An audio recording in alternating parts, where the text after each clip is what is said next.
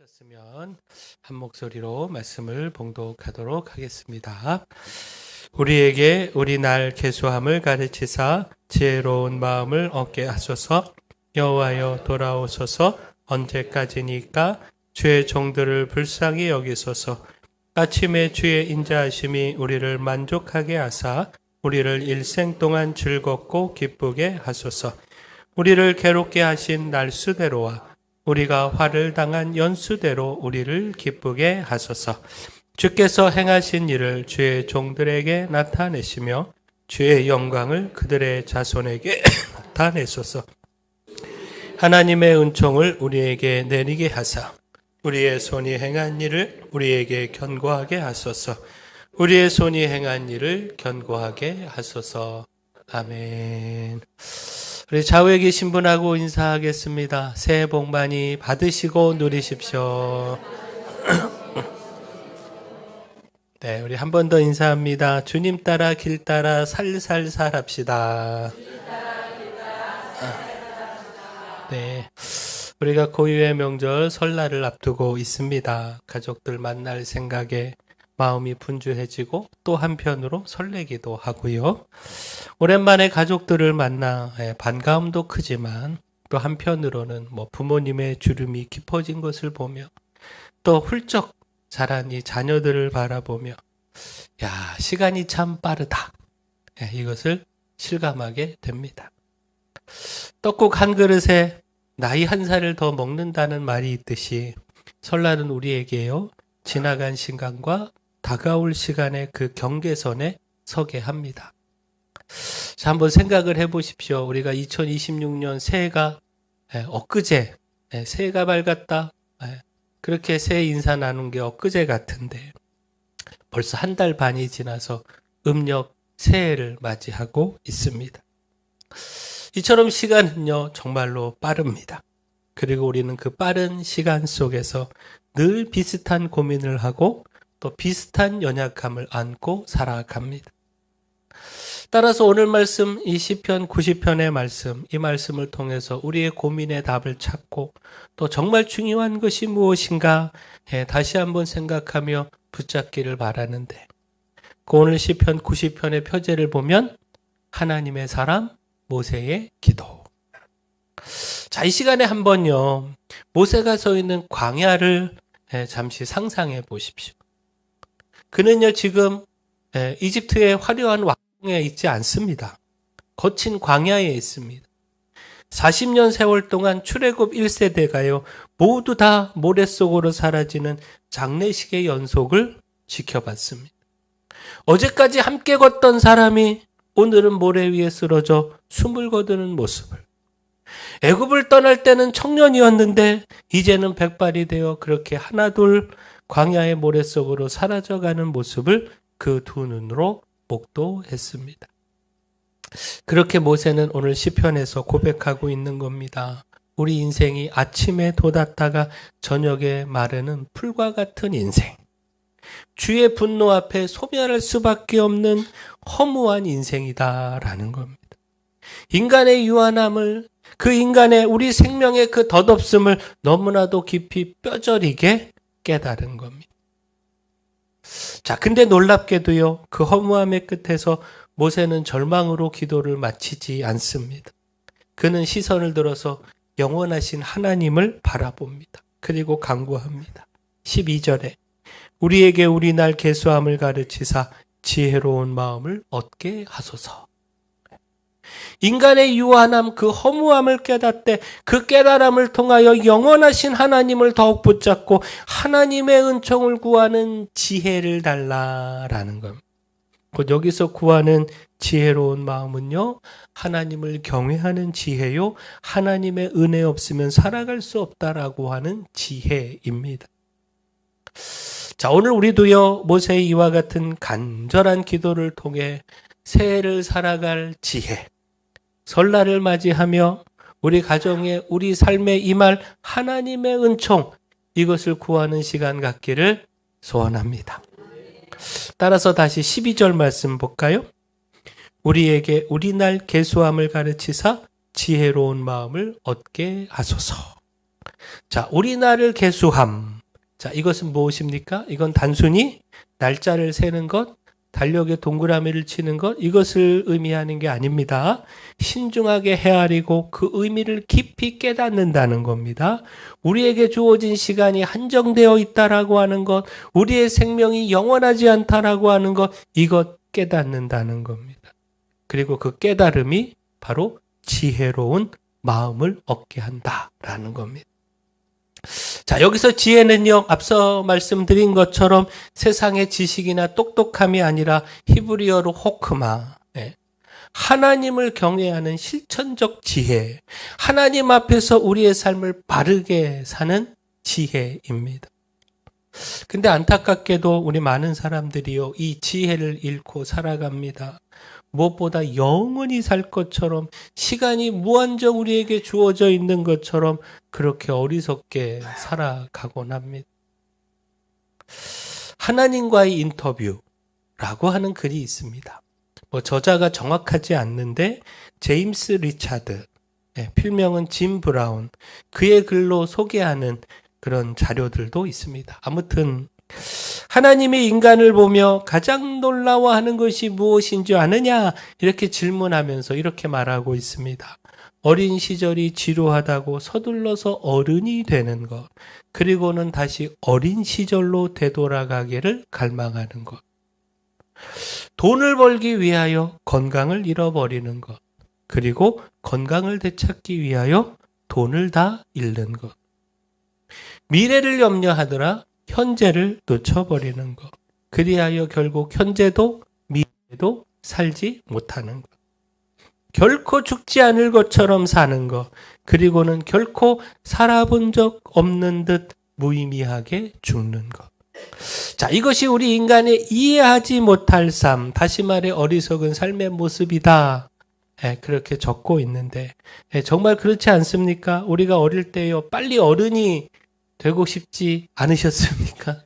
근데 지금 어른이 되면 자유로울 것 같고 뭐든 할 수 있을 것 같고, 근데 막상 어른이 된 지금은요, 우리가 어린 시절 그리워하잖아요. 아무 걱정 없이 부모님 품에서 뛰어놀던 그 시절로 돌아가고 싶다. 여러분 생각하시죠? 자, 젊을 때 돈을 벌겠다고요, 건강 돌보지 않았습니다. 밤을 새워가며 몸을 혹사하며 일을 했습니다. 근데 나이가 들어 건강을 잃고 그 건강 되찾기 위하여 병원비로 약값으로 그 벌어놓은 돈 다 쓰고 있습니다. 더 나아가 미래에 대한 염려로 정말 오늘을 놓치며 시간을 허비하며 살아갈 때가 많고요. 무엇보다 정말 많은 사람들이 죽지 않을 것처럼, 아직 시간이 많이 남아있는 것처럼 정말 중요한 일을 나중으로 미루다가, 그렇게 미루고 또 미루다가 아무것도 하지 못한 채 의미 없이 죽음을 맞이하곤 합니다. 따라서 우리 날이 한정되어 있다라고 하는 것, 우리 생명은 유한하다라고 하는 것, 바로 이 사실을 깨닫는 것, 이것이 바로 지혜의 시작입니다. 유한함을 깨달을 때요, 겸손할 수 있고요. 누구를 미워할 일도 없고요. 또 싸울 일도 없고요. 작은 일로 아동바동할 일도 없고요. 오늘 시편 10절을 보면요, 우리의 연수가 70이고 강건하면 80이라 이렇게 말씀하고 있죠. 지금은 의학이 발달해서 100세 시대라고 말하지만 그래도 그 연수의 자랑은 수고와 슬픔뿐이고 무엇보다 신속히 지나갑니다. 10절의 표현처럼 정말 날아갑니다. 이게 우리의 현실입니다. 따라서 우리에게 우리 날 계수함을 가르치사, 가르쳐달라고 구해야 합니다. 우리의 유한함, 우리의 연약함, 이거 잊지 않게 해달라고, 깨닫게 해달라고, 주님과의 끊임없는 교제 속에서 무엇이 중요한지, 무엇이 지혜인지 알게 해달라고 우리가 구해야 합니다. 따라서 또한 우리가 구해야 하는 것, 자, 13절입니다. 여호와여 돌아오소서, 언제까지니까 주의 종들을 불쌍히 여기소서. 자, 여호와 하나님께서 돌아오시는 것. 다시 말해 관계 회복. 불쌍히 여기소서, 하나님의 긍휼. 곧 우리의 연약함, 우리의 무능함, 우리의 한계 이것 깨닫는다면 이어서 우리가 구해야 할 것이 은혜입니다. 하나님의 은혜. 하나님께서 우리의 연약함을 불쌍히 여기시고 우리의 불의함과 모자람에도 불구하고 돌아오셔서 우리와 관계를 이어가는 것. 한계와 나약함 속에서 우리의 힘과 노력으로 결코 우리의 삶이 온전할 수가 없는데 그렇게 하나님께서 은혜로 그 놀라운 은혜로 우리를 돌보시고 이끄시고 인도하시는 것 바로 이것 구해야 합니다. 무엇보다 14절 보십시오. 함께 읽을까요? 14절 시작. 아침에 주의 인자하심이 우리를 만족하게 하사 우리를 일생 동안 즐겁고 기쁘게 하소서. 자, 무엇이 우리를 기쁘게 하고 즐겁게 한다? 바로 여호와 하나님의 인자하심이라는 겁니다. 이 인자하심이 우리의 일생 동안 우리를 즐겁게 하고 기쁘게 하는 일이라는 겁니다. 자, 인자하심, 히브리어로 헤세드. 이것은 하나님의 변함없는 사랑, 신실한 은혜를 의미합니다. 이 은혜가 우리로 만족한 삶, 다시 말해 행복한 삶, 우리의 일생을 즐거움과 기쁨으로 채우는 삶, 살게 한다라는 겁니다. 곧 우리의 행복은요, 하나님 사랑에 있습니다. 이 사랑을 떠나서 아무리 행복을 찾아봐야 결코 찾을 수 없습니다. 우리가 돈을 많이 번다고, 좋은 집에 살고, 좋은 차를 타고 다닌다고 기쁘고 행복한 것 아니지 않습니까? 거기서 행복을 찾기에 참 많은 사람들이 진정 행복을 누리지 못하는 것이죠. 하나님 밖에서 행복할 수 있는 사람 아무도 없습니다. 그러므로 진정 행복하기를 원한다면요, 우리의 삶이 즐거움과 기쁨으로 가득하기를 원한다면 헤세드, 하나님의 사랑을 구해야 합니다. 아침에 주의 인자하심이, 우리가 아침마다 일어나서 해야 할 것이 무엇이냐면 하나님 은혜 주세요. 하나님 인자하심으로 우리의 삶을 덮어주세요. 매일 새로 하루를 시작할 때마다 이 하나님의 인자하심을 구해야 합니다. 하나님의 이 신실하신 사랑이 오늘 하루 우리의 삶에 가득 채워지도록 구해야 합니다. 우리 힘과 노력으로 무언가 이루고 무언가 채우려고 하지 말고, 우리 힘으로는 우리 인생 결코 채울 수 없음을 깨닫고 우리의 연약함, 무능함 인정하고 고백하고 하나님의 은총 그 사랑을 가득 채워달라고 우리가 구해야 합니다. 어느 수도원에 영성이 깊은 원장이 있었습니다. 그 수도원 원장에게 가르침을 받기 위해서 여러 수도사들이 모여들었습니다. 수도사들은 자신의 마음에 예수님의 마음을 담기 위해서 온갖 수련을 다했습니다. 그런데도 시간이 지나도 자신들의 마음속에 이 미움과 분노, 세상의 욕망과 여러 가지 정욕 등등등 이게 지워지지 않는 겁니다. 사라지지 않는 겁니다. 그래서 수도사들은 수도원 원장을 찾아가 어떻게 하면 예수님의 마음을 품을 수 있는지 물었습니다. 원장은요, 수도사들에게 깨어진 조그만 항아리를 내어주면서 항아리에 물을 채워보라 명령했습니다. 수도사들이요, 열심히 물을 길어다가 이 항아리에 물을 채우는데, 근데 물을 계속 부어도 그 금간 곳으로, 깨진 곳으로 물이 줄줄줄 새서는 물을 채울 수가 없는 겁니다. 당황해하는 이 수도사들을 보고 원장이요 빙그레 웃으면서 항아리를 가지고 자신을 따라오라고 이야기합니다. 그리고는 물을 길어온 연못에 항아리를 넣으라 말했습니다. 수도사들이 깨어진 항아리를 연못에 넣었습니다. 그러자 금이 가고 깨어진 곳으로부터 물이 스며들어 와서는 곧 항아리가 물로 가득 채워졌습니다. 항아리에 채운 물이 빠져나가던 그곳이요, 오히려 물이 스며드는 곳이 되어서 항아리를 물로 가득 채웠습니다. 자, 원장이 수도사들에게 말했습니다. 하나님의 은혜는 수고와 노력으로 채울 수 있는 것이 아니라 깨어지고 금이 가 있는 자신의 약한 곳으로 하나님의 은혜가 스며들어 올 수 있도록 자신을 하나님의 은혜의 강에 던지는 것입니다. 자, 결국 무엇입니까? 이 이야기가 가르쳐주는 진리. 우리는 깨어진 항아리 같습니다. 금이가 있고 연약하고 부족한 존재입니다. 우리 스스로 우리의 힘으로 우리의 인생 채울 수 없습니다. 아무리 열심히 물을 부어도 그 깨어진 틈으로 다 새어나갑니다. 근데 하나님의 은혜의 강에 우리 자신을 던질 때 그 깨어진 곳이 오히려 하나님의 은혜가 스며드는 통로가 됩니다. 우리의 연약함이 하나님의 능력이 나타나는 자리가 됩니다. 따라서 바울은 이렇게 고백을 했는데 고린도후서 12장 9절 말씀입니다. 나에게 이르시기를 내 은혜가 내게 족하도다. 이는 내 능력이 약한 데서 온전하여 짐이라 하신지라. 그러므로 도리어 크게 기뻐함으로 나의 여러 약한 것들에 대하여 자랑하리니 이는 그리스도의 능력이 내게 머물게 하려 함이라. 자, 결국 무엇입니까? 우리의 약함, 이것이 문제가 아닙니다. 오히려 우리의 약한 곳에서 하나님의 능력이 온전히 나타납니다.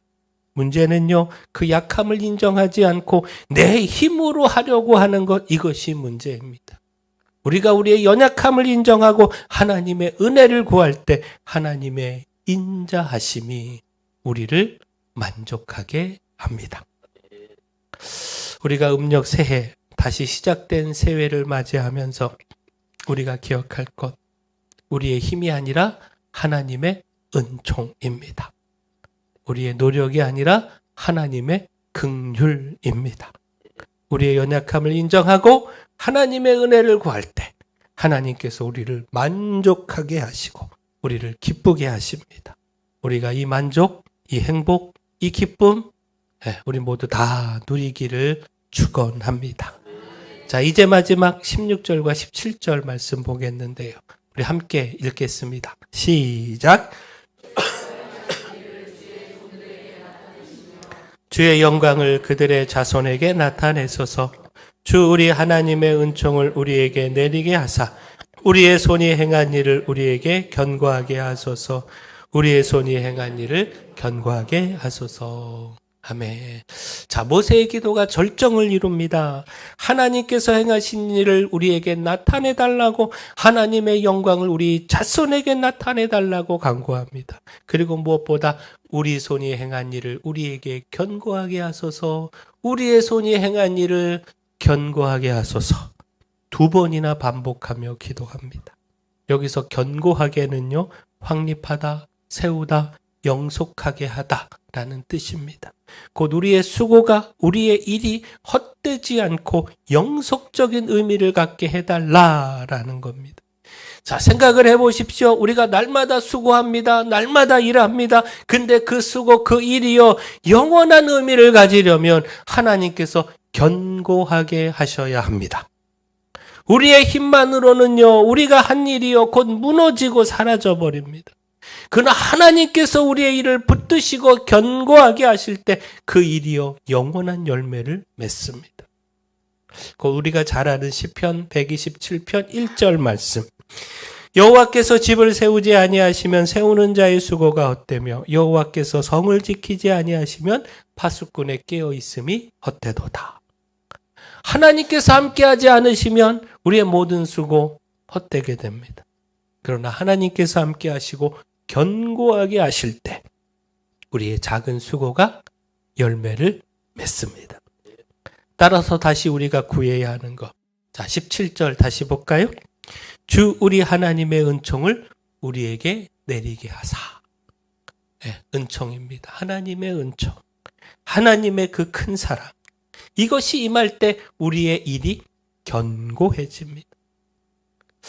자, 오늘 시편을 기록한 모세를 한번 생각해 보십시오. 모세는 알았습니다. 자신이 가나안 땅에 들어가지 못한다라는 사실을.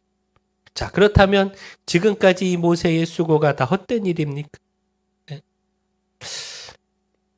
결코 그의 지금까지 행해온 수고가 헛되지 않은 것이요. 이제 자신의 사역이 다음 세대를 통해, 곧 여호수아를 통해 열매 맺고 하나님의 구원의 역사 속에서 단단히 박힌 못처럼 쓰임받기를 원했고 또 그렇게 될 것을 모세는 믿었습니다. 하나님의 은총을 통해서 그렇게 될 것을 믿고 간구했습니다. 자, 결국 무엇입니까? 오늘 우리도 간구해야 되지 않을까요? 지금까지 교회를 세우며 헌신한 건 우리 다음 세대를 통해서 우리의 자녀들을 통해서 헛되이 사라지지 않도록 구해야 하지 않겠습니까? 우리 자녀들이 우리의 믿음을 계승하여 우리의 헌신으로 세운 이 교회를 이어가야 하지 않겠습니까? 그들도 헌신으로 교회를 세워가야 하지 않겠습니까? 그래야 우리의 헌신이 헛되지 않게 되지 않겠습니까? 우리가 평생을 헌신하여 세웠는데 이 믿음의 역사가 끊어진다면, 그것이 헛되이 사라진다면 그보다 안타까운 일이 어디 있겠습니까? 그러니 우리가 더욱 깨어서 구해야 합니다. 하나님, 우리 자녀들이 우리 믿음을 계승하게 하옵소서. 우리의 눈물로 세운 이 교회를 우리 자녀들이 이어받아 동일한 헌신으로 더 뜨거운 사랑으로 세워가게 하옵소서. 우리가 간절히 구해야 합니다. 우리의 헌신이 헛되지 않으려면 우리 자녀들도 헌신으로 교회를 섬기는 자리에 서야 합니다. 믿음의 대가 끊이지 않고 든든히 이어져 가야 합니다. 이 거룩한 계승을 위하여 우리의 힘이 아니라 하나님의 은총을 구해야 합니다. 그렇게 하나님께서 은총으로 견고하게 해주시기를 우리가 구하고 구해야 합니다. 우리 인생은 계주와 같습니다. 모세는 자신의 구간을 완주하고요, 여호수아에게 바통을 넘겼습니다. 우리도 그 믿음의 바통을 넘겨야 하는데, 따라서 설 명절 온 가족이 모였을 때 함께 나누면 좋겠습니다. 우리 자녀들에게 말씀해 주십시오. 눈물로 기도하고 헌신하며 세워온 우리 효성교회, 너희가 이어서 세워가기를 바란다. 나의 수고와 헌신이 헛되이 사라지지 않고 견고하게 이어지기를 바란다. 따라서 또한 자녀들과 함께 기도하는 시간을 가지십시오. 하나님, 은총을 우리에게 내려주셔서 우리 손이 행한 일, 우리 헌신으로 세워온 이 믿음의 교회 견고하게 하옵소서. 헛되이 사라지지 않게 하옵소서. 우리 자녀들이 주의 은총 속에서 대를 이어 세워가게 하옵소서. 함께 기도하기를 소원합니다. 네, 우리 이 시간 함께 기도하는 시간 갖겠습니다. 우리 나를 계수하는 지혜를 주시고 우리의 유한함을 깨닫게 하시며 하나님의 은총을 간절히 구하는 삶을 살게 해달라고, 우리의 믿음이 다음 세대 우리 자녀들에게 이어지게 하시고 우리의 수고와 헌신이 그러므로 헛되지 않게 해달라고, 우리의 손으로 행한 그 모든 일을 견고하게 해주셔서 우리 가정과 교회 위에 하나님의 은총을 내리셔서 든든히 서게 해달라고, 우리 이 시간 3분 동안만 기도하겠습니다.